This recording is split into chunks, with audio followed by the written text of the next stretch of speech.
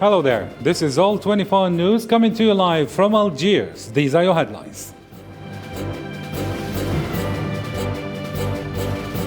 On the invitation of Italian President Sergio Mattarella, Algerian President Abdelmajid Tebboune arrived in Rome for a 3-day state visit.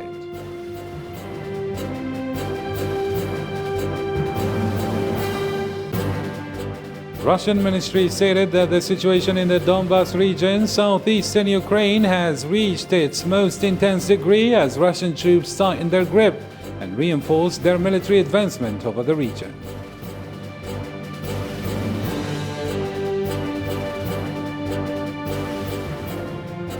Texas state police are facing angry criticism for the way they handled an elementary school shooting on Tuesday.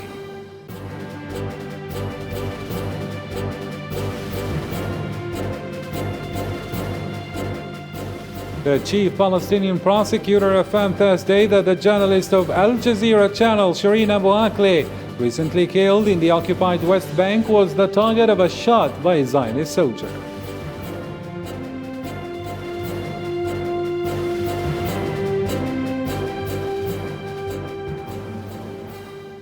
Hello again, I'm Karim Fazakari, and those were today's top stories. We kick off our news from Italy. On the invitation of Italian President Sergio Mattarella, Algerian President Abdelmajid Tebboune arrived in Rome for a 3-day state visit. Both presidents stressed that the relationship is solid and that it is one of the most powerful Arab-European alliances in the Mediterranean. Sofiane Kenturi with more details. On Wednesday, Algerian President Abdelmajid Tebboune arrived in Rome as part of a 3-day state visit, too early at the invitation of Italian President Sergio Mattarella. According to a statement from the public presidency, the visit is important in strengthening the bonds of historical friendship and consolidating bilateral relations in many fields, particularly the economic aspect, within a new vision of two presidents aimed at reviving new dynamic of dialogue and strategic cooperation between the two countries. بين إيطاليا والجزائر. In fact, we spoke at various levels. The bilateral level between Italy and Algeria, in which we record a complete agreement between the two countries on everything based on what is happening in the Maghreb and in the Mediterranean, and what is bilateral in terms of energy, cooperation and strong friendship rooted in history with Italy. The Algerian president stressed the necessity of community engagement in the country's current economic and development route. He went on to say that Algeria-Italy relations are robust and that they are among the strongest Arab-European partnership in the Mediterranean. During the second day, the President Abdelmajid Tebboune visited Rome, Algeria and Italy charted their strategic energy partnership, with Italy positioning itself as distributor of Algerian gas in Europe after increasing supplies in exchange for Sonatrach and Eni, exploring additional gas resources and speeding up the development of discovered fields. The chief Palestinian prosecutor affirmed Thursday that the journalist of Al Jazeera channel Shireen Abu Akleh, recently murdered in the occupied West Bank, was the target of a shot by a Zionist soldier. The killing of Palestinian-American journalist and the subsequent excessive use of force by Zionist police against mourners at her funeral were also a key focus of UN Security Council meeting held yesterday to discuss the latest report on the situation in the Palestinian territories.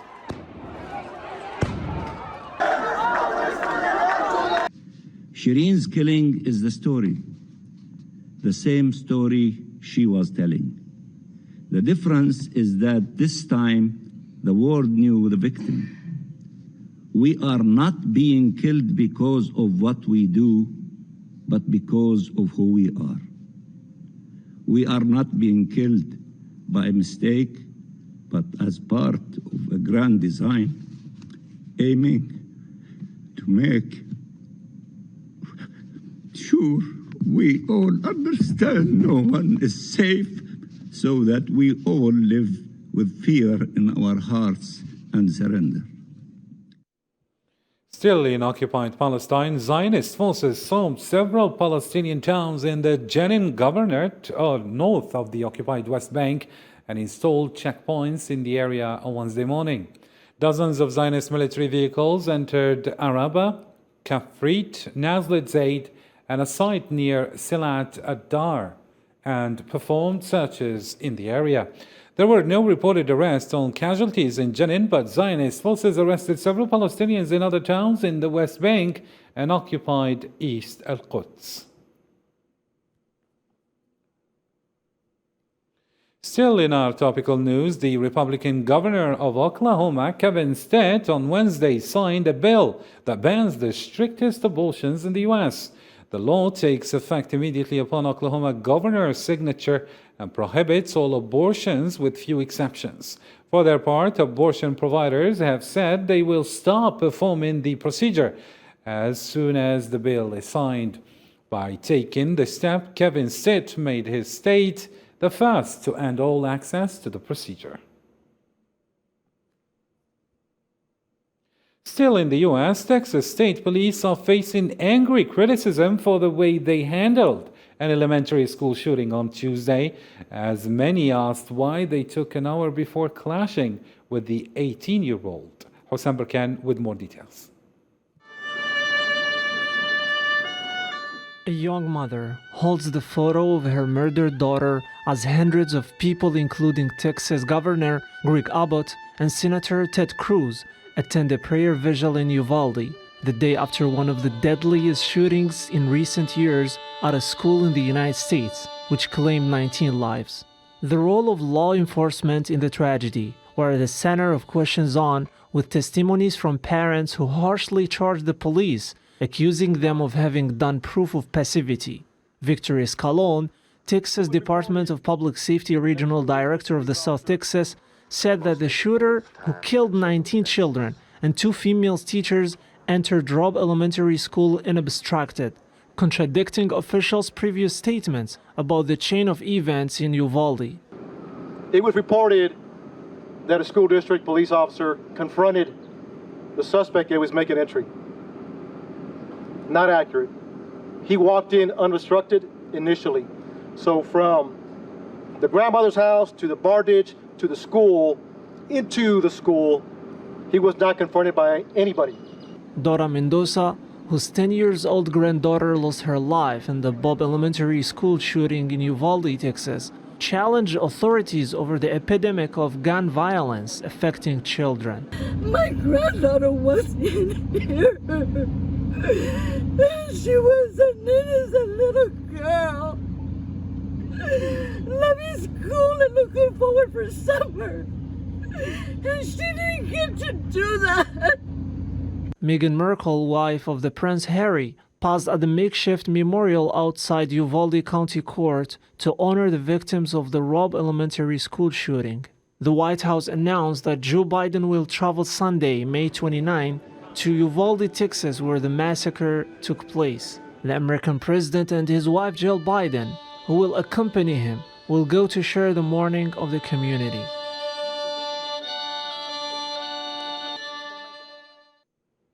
And in related news, gun control activists and elected officials gathered outside the U.S. Capitol to call for action after a teenager killed 19 elementary school children in Uvalde, Texas, on Tuesday.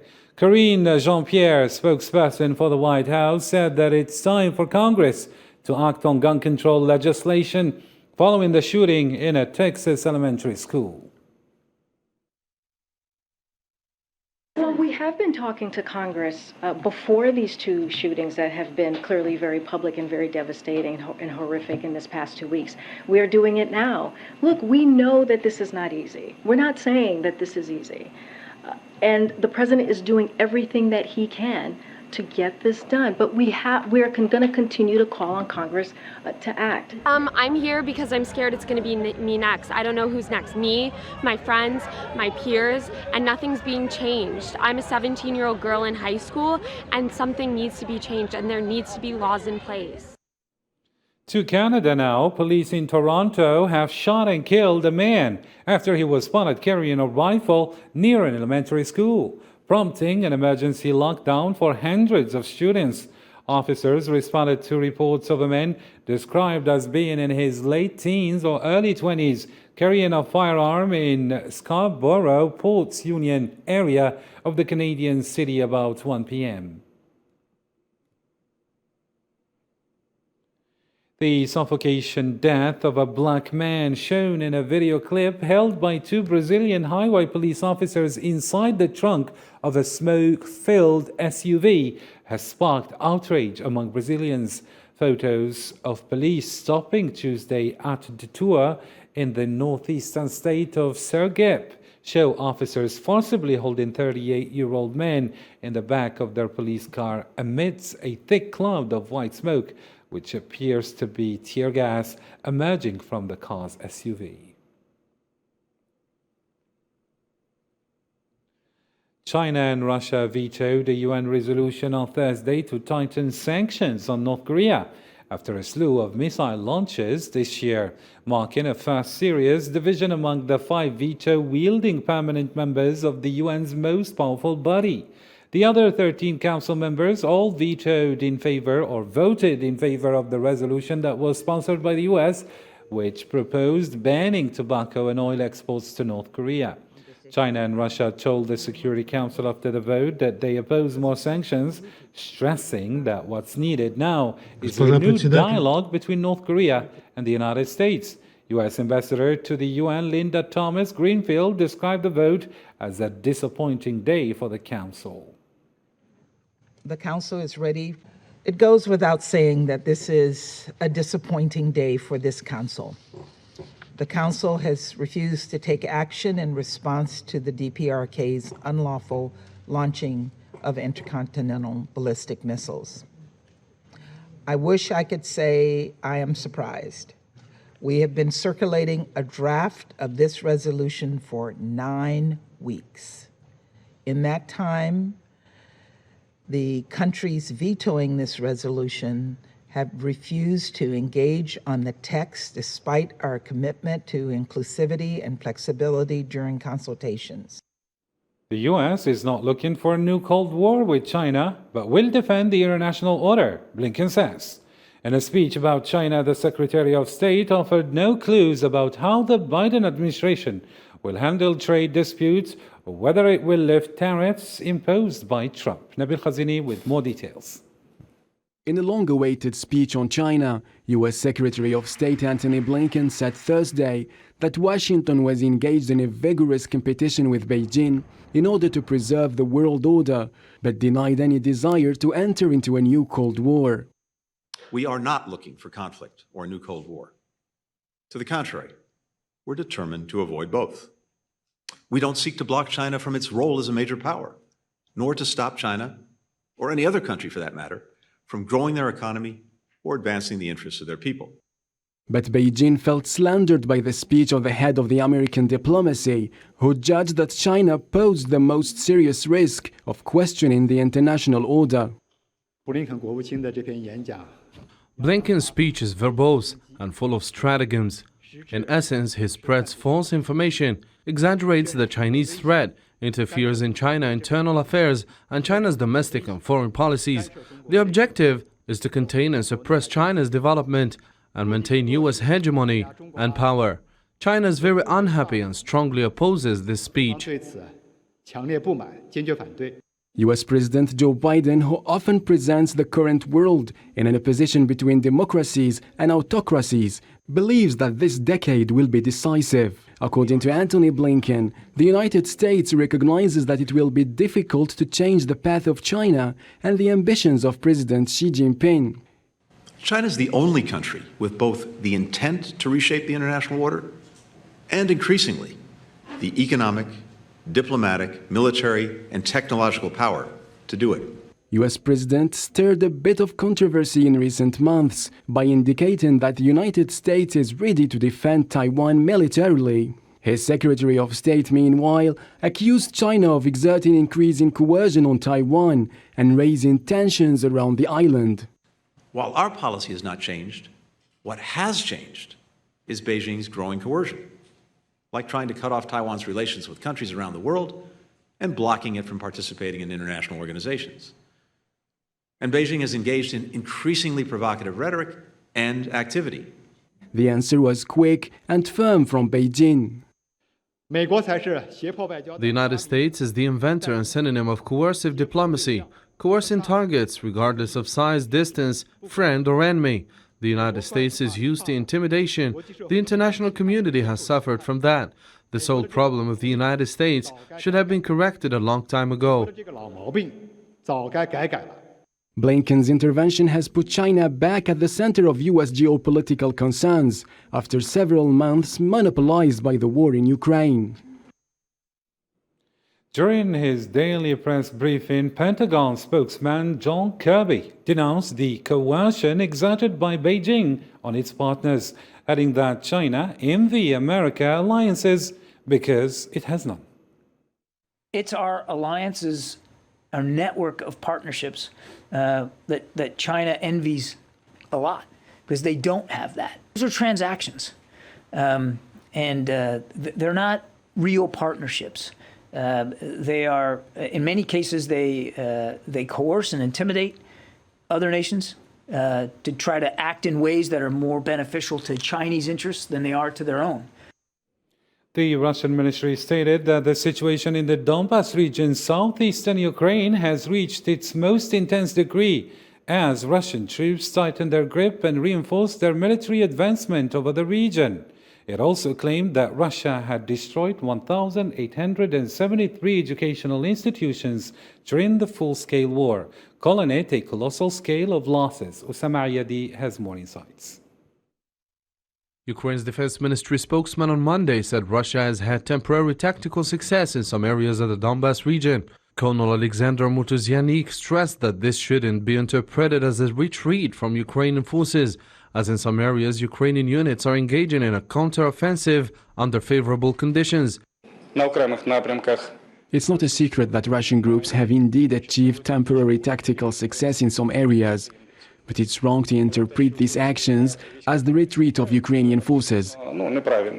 He added that Russian forces have intensified the use of aviation in the offensive on the Donbas region, with the use of strategic and long-range bombers to detect air defense systems and identify new positions for launching cruise missiles. President Zelensky said at least 9 people had been killed and 19 injured in shelling in Kharkiv on Thursday. He said among those killed was a 5-month-old baby and the infant's father, with the child's mother seriously injured.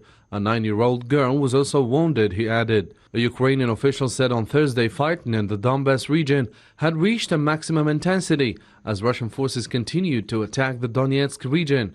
The aggressor is engaging in intensive fire along the front line and in the deep defense of Ukrainian forces in Luhansk and Donetsk regions. Deputy Defense Minister Hanna Maliar said although the conflict had intensified, an extremely difficult and long stage of fighting was yet to come as another stage of the military confrontation.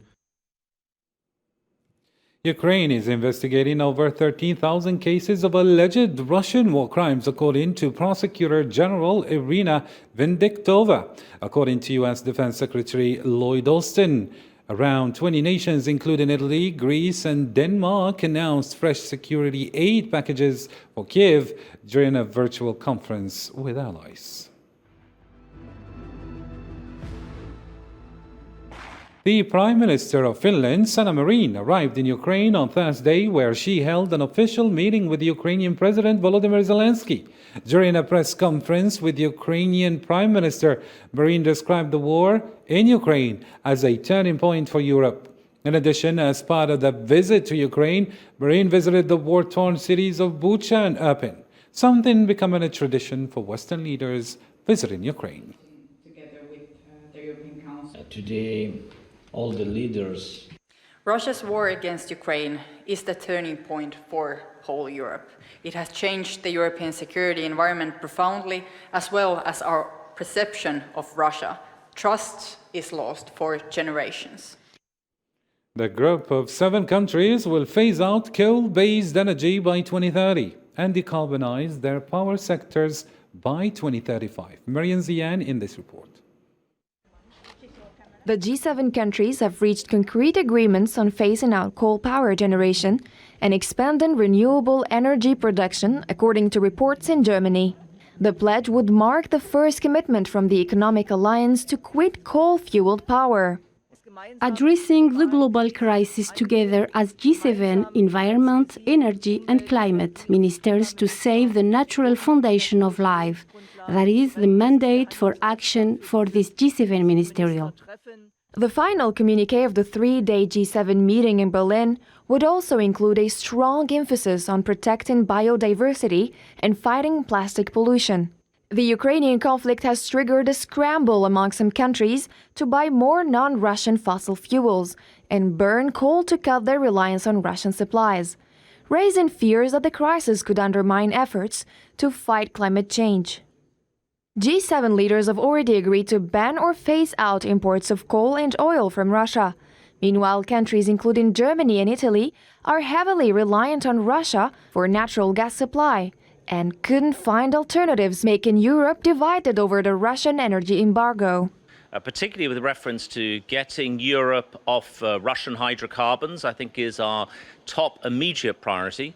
But we mustn't take our eye off the ball from the medium and long-term objective, which is to get the world to net zero, move decisively further and more quickly into renewable energy. Coal is the most carbon-intensive fossil fuel, and phasing it out is a key step to achieve the emissions reductions needed to limit global warming and avoid the worst impact of climate change. In a speech in Bosnia-Herzegovina on May 26, British Foreign Secretary Liz Truss is likely to warn against appeasement of Russian President Vladimir Putin and advise Western friends and partners that support for Ukraine must not backslide. Truss will use the address to push friends to provide additional weaponry and targeted penalties to Moscow.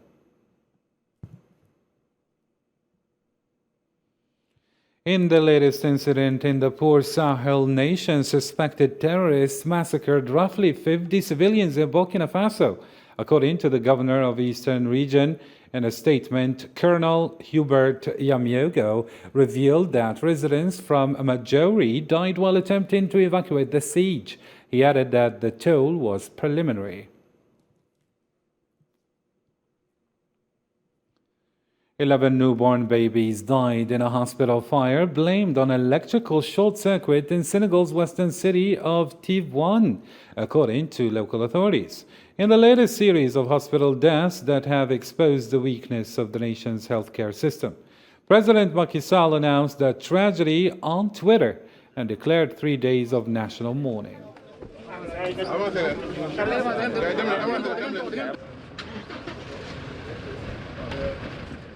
Pakistani Finance Minister Miftah Ismail announced Thursday a massive hike in the price of petroleum products after the International Monetary Fund emphasized abolishing the subsidies on commodities. In a press conference, the Finance Minister said the government has decided to hike the price of petrol, diesel, kerosene, oil, and light up to the fourth of their existing prices, effectively from May 27th. Gitanjali Shri's Tomb of Sand, translated from Hindi by Daisy Rockwell, has won the 2022 International Booker Prize, becoming the first novel translated from Hindi to win the prize. Shri and Rockwell winning the £50,000 not only marks the award's first Hindi winner, but also the first time a book originally written in any Indian language has won.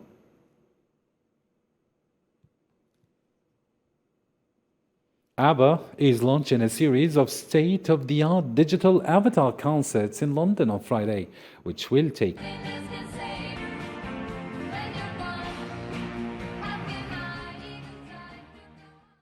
Let's have a reminder of today's top stories.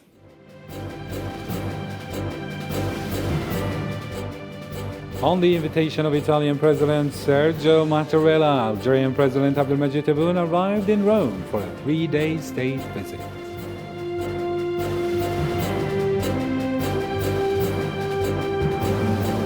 Russian ministry stated that the situation in the Donbas region, southeastern Ukraine, has reached its most intense degree as Russian troops tighten their grip and reinforce their military advancement over the region.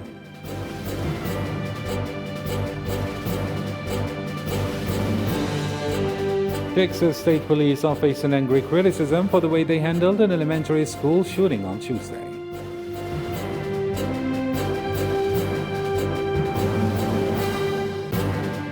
And finally, in our news, you watched the chief Palestinian prosecutor affirming Thursday that the journalist of Al Jazeera channel Shireen Abu Akleh, recently killed in the occupied West Bank, was the target of a shot by a Zionist soldier.